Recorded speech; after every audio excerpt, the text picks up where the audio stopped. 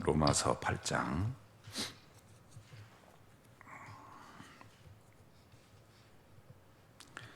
로마서 8장 33절로 34절 보시겠습니다. 로마서 8장 33절로 34절. 누가 능히 하나님께서 택하신 자들을 고발하리요? 의롭다 하시니는 하나님이시니 누가 정죄하리요? 죽으실 뿐 아니라 다시 살아나시니는 그리스도 예수시니 그는 하나님 우편에 계신 자요 우리를 위하여 간구하시는 자신이라. 아멘.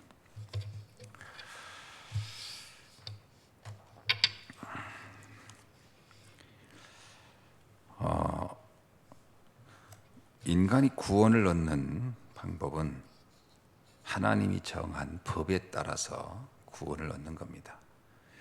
많은 사람들이 구원을 우리들의 노력의 결과라고 생각하는 경우도 많거든요. 그러나 실제로 근본의 문제와 근본의 해답이라고 하는 성경이 말하고 있는 비밀을 가지고 보면 인간의 구원은 온전히 하나님의 법에 의해서 된다는 것을 볼 수 있죠.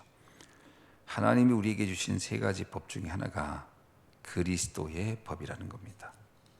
자, 그리스도를 보내신 것 자체가 하나님이 정한 구원의 법을 위한 겁니다.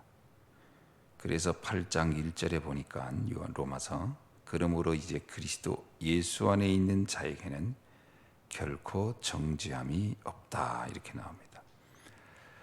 정죄함이 없게 하는 방법은 그리스도 예수 안에 있게 하는 방법으로만 가능하다는 거죠.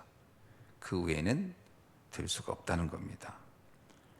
그래서 하나님께서 택하신 자는, 그래서 그리스도 예수 안에 있게 한 자는 그 누구도 그를 고발할 수 없다. 그에게 죄가 있다고 부를 수 없을 것이다.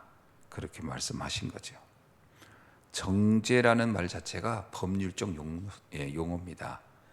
검사가 기소하는 걸 가리켜서 바로 정죄한다라는 말이거든요. 죄를 묻고 찾는다는 얘기거든요. 그래서 검사는 언제나 법에 의해서 죄를 찾아냅니다. 검사의 감정에 따라서는 법이 적용되지 않아요. 그죠? 감정인데 내 저놈을 어떻게든지 잡아 넣어야지. 이제 그래서 나오는 것이 쉽게 말하면 이제 월권 행위죠. 그거는 법을 넘어선 거죠. 그렇게 하면 안 되는 거고, 아무리 검사라도 그 사람을 기소할 때는 언제나 법의 기준에 의해서 그 법에 저촉됐느냐 아니냐를 가지고서 하는 거죠. 자, 그런 의미에서 보면은 그리스도 예수 안에 있는 자에게는 바로 그 기소가 되지 않는다 이 말입니다. 왜냐하면 이미 그리스도라는 법으로 정죄를 받지 않도록 정해놨기 때문이다. 이미 법을 정한 거예요. 새로운 법을 정한 겁니다.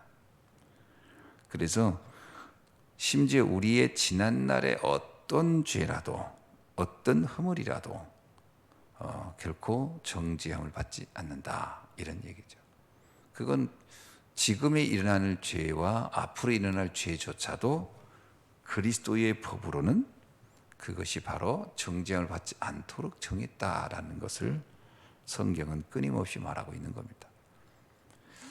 그래서 그러면 이 그리스도의 정죄함을 받지 않게 하는 그 방법은 뭐냐라는 거죠. 바로 그리스도의 대속의 은혜입니다. 그래서 그리스도의 대속이 바로 하나님의 법률, 그 정죄를 받지 않게 하는 하나님이 정한 룰입니다.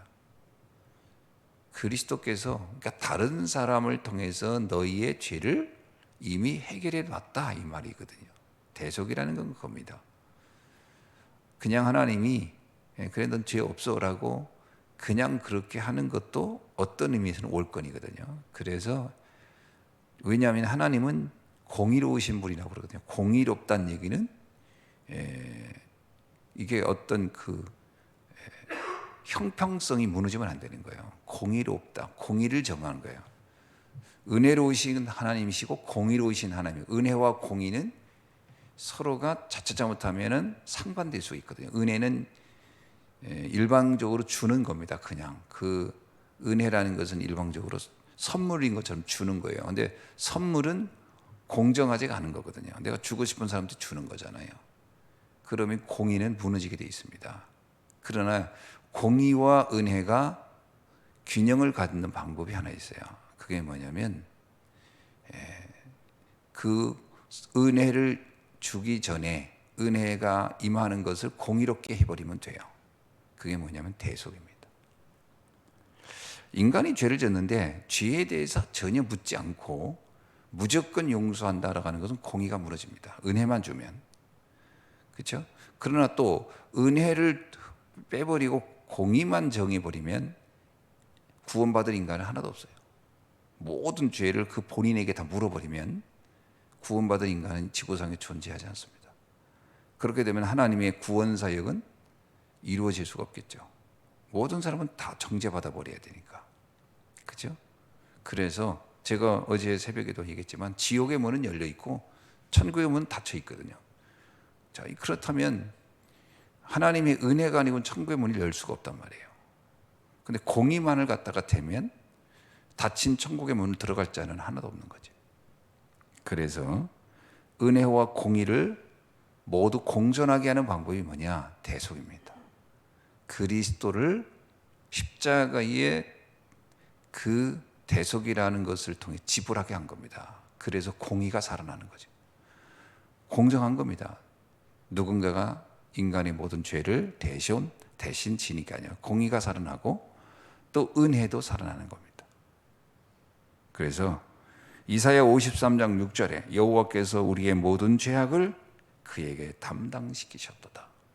이것은 바로 은혜와 공의를 모두 충족시키는 최고의 하나님의 방법이죠. 그게 바로 그리스도의 법입니다. 그래서 히브리서 9장 22절에도 이런 말씀이 있거든요. 뭐라고 하냐면 율법을 따라 거의 모든 물건이 피로써 정결하게 되나니.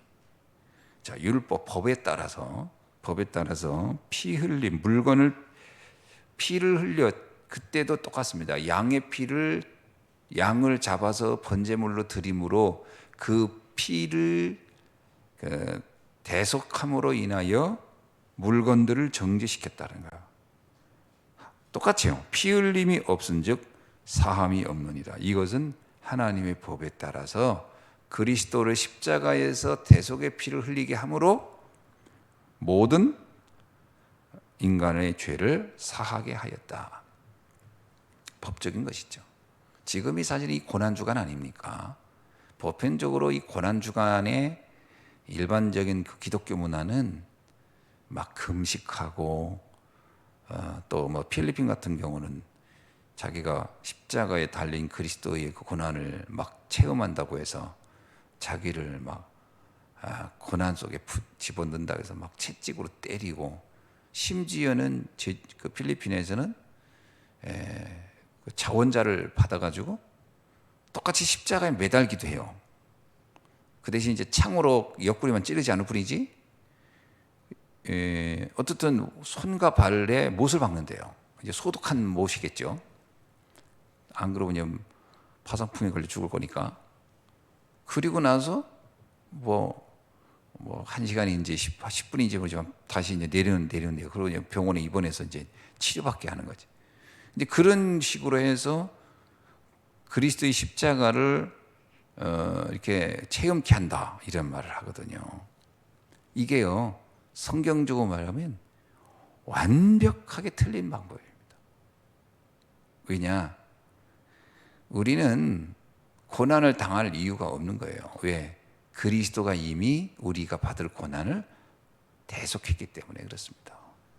그래서 성경적으로 보면요 뭐라고 얘기하냐면 이사야 54장 6절이 그대로예요. 여호와께서 우리의 모든 죄악을 그리스도에게 담당을 시켰기 때문에 우리는 더 이상 받을 이유가 없는 거거든요. 그래서 이 고난주간은 사실은 막 고난을 막 이렇게 체험하는 게 아니고요 대속의 은혜에 감사하는 기간입니다. 그렇죠? 대속의 은혜에 감사하는 기간이지. 우리 부모 세대가 자식들을 행복하게 하기 위해서 막 희생을 많이 합니다.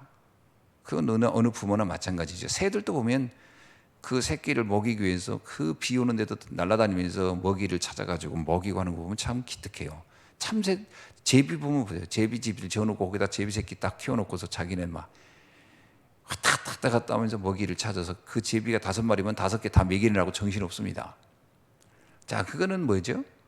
자식을 행복하게 하기 위해서 부모가 지금 대신 나름 수고를 하고 있는 거예요. 자, 그런데 만약에 자식이 그 부모의 은혜가 너무 고맙다고 해서 자기가 그 시간에 부모처럼 또 비 맞아가면서 왔다 갔다 하고서 막 하면 그건 뜻이 아니거든요. 부모의 뜻이 아니거든요. 부모는 네가 고생하지 말고 좀 잘 자라라는 뜻이지, 네가 나를 사랑하니까 너도 나처럼 똑같이 고생하라 이 말은 아니거든요. 그러니까 대속이라고 하는 의미를 이해를 못하면 이런 착각을 하는 겁니다. 뭐 예수님께서 너의 십자가를 지고 나를 따르라 할 때 그 십자가에 대한 오해가요. 너의 십자가를 지고 나를 따르라는 얘기는 내가 남아있는 고난이 있다는 뜻이 아닙니다. 바울은 뭐 내게 남은 고난이, 그 얘기는 무슨 얘기냐면 내게 주신 사명입니다. 우리는 예수님이 그랬잖아요. 내가 너에게 주는 그 멍에는 쉽고 아주 쉬운 멍에예요. 그 쉬운 멍에를 우리는 십자가라고까지 설명할 수 있다라는 얘기예요. 그죠? 하나님이 볼 때는 아주 쉬운 멍에지만 우리는 그걸 십자가라고 생각하잖아요. 하나님이 나를 축복하기 위해서 때로는 연단을 하기도 하고 할 때가 있습니다. 그러나 그것은 주님이 대속했던 그 고난에 비하면 그건 억만분의 1도 안 되는 거거든요. 그래서 주님이 말하길 너희가 매는 그 멍에는 쉽고, 그 얘기예요. 우리에게 멍에는 아주 쉬운 겁니다. 어떤 멍일까요? 사명의 명예, 천명의 명예예요. 그죠? 그런 명예거든요. 그거를 지고 나를 따르라는 얘기예요. 내게 준 미션. 근데도 우리는 그거를 막 얼마나 그걸 무겁게 생각하는지 십자가로 생각하고 못 지겠다라고도 하잖아요.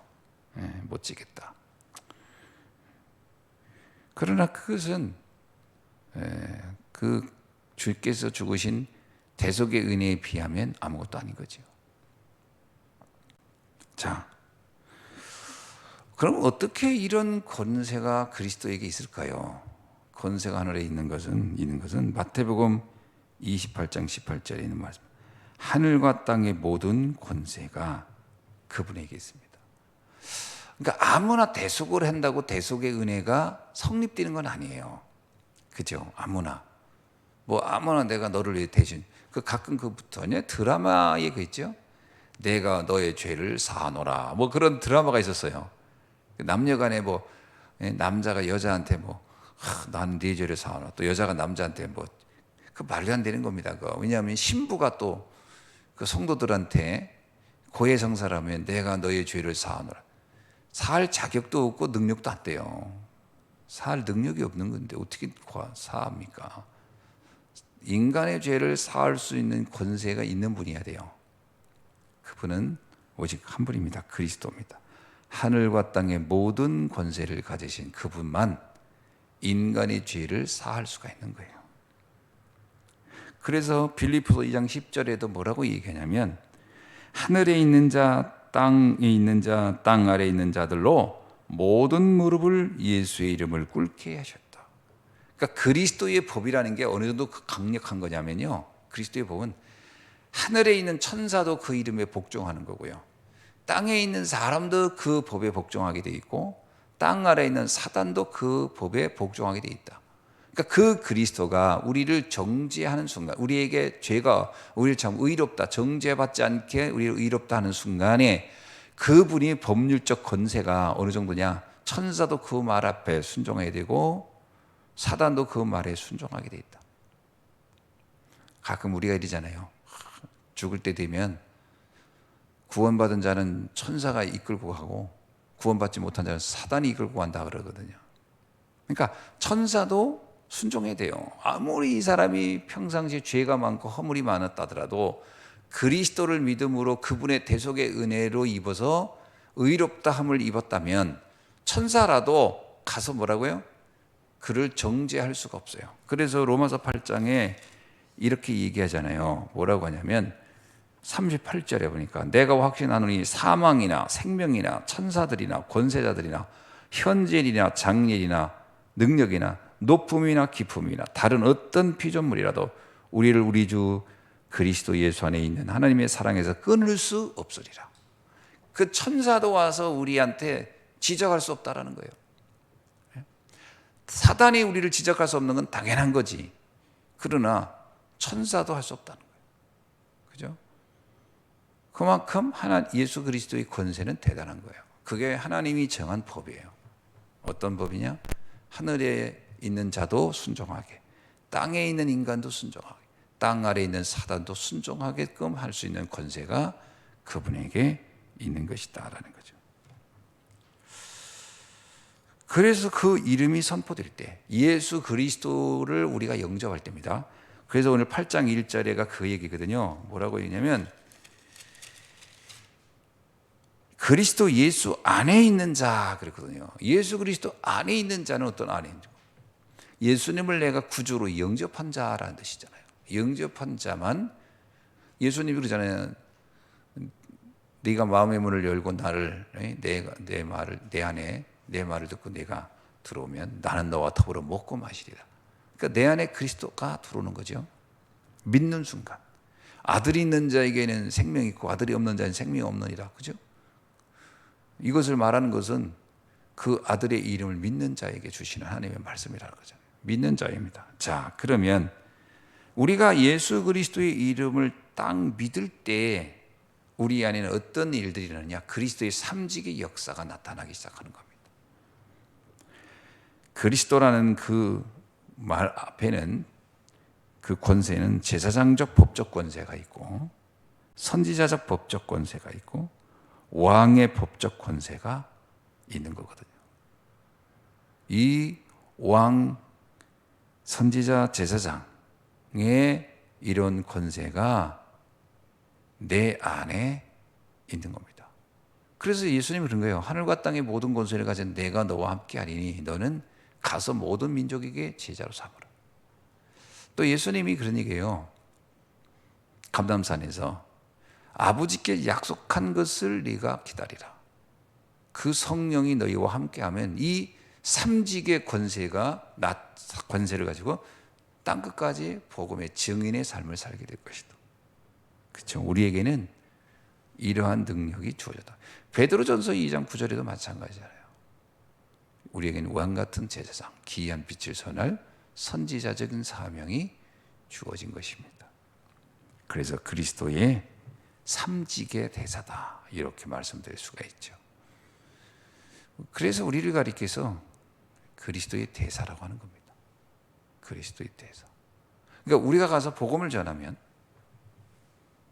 그리스도가 전한 것과 똑같아요. 그리스도를 영접시키면 똑같습니다. 그도 역시 정죄를 받지 않습니다.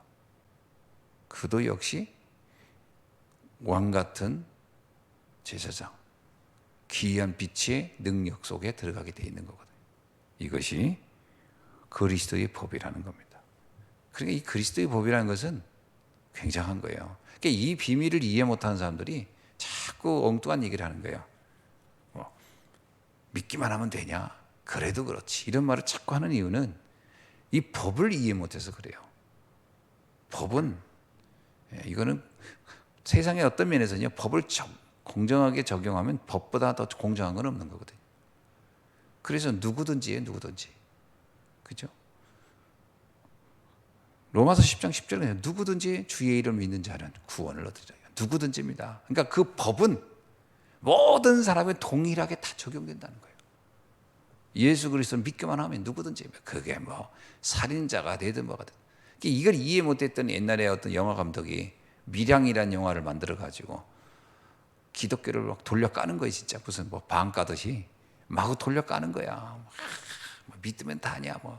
물론 그 안에 살인자가 난 믿었기 때문에 난 의인이 됐어라고 하는 말이 실제로 뭘 믿었는지라고 하는 것을 점검할 필요는 있겠죠. 그러나 그건 다른 문제고, 믿음이 다냐라고 하면서 까는 거는 그리스도의 법을 모른다는 얘기예요.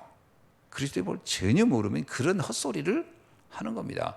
그런데 이 그리스도의 법을 모르는 일반적인 불신자 입장에서는 굉장히 그게 설득력 있게 들리지 않겠어요? 뭐 믿으면 다요. 뭐 행위가 저 모양인데 그러면 설득력이 있거든요. 그런데 그렇지 않습니다, 사실은. 진짜 그리스도를 믿는 자라면. 이번에 유 목사님도 그 얘기하잖아요. 십자가에서 같이 죽는 강도, 오늘 내가 너와 함께 너는 낙원에 있으리라 할 때 그 강도에게 예수님이 야, 너 가서 세례 받고 와. 이 얘기 안 했대잖아요.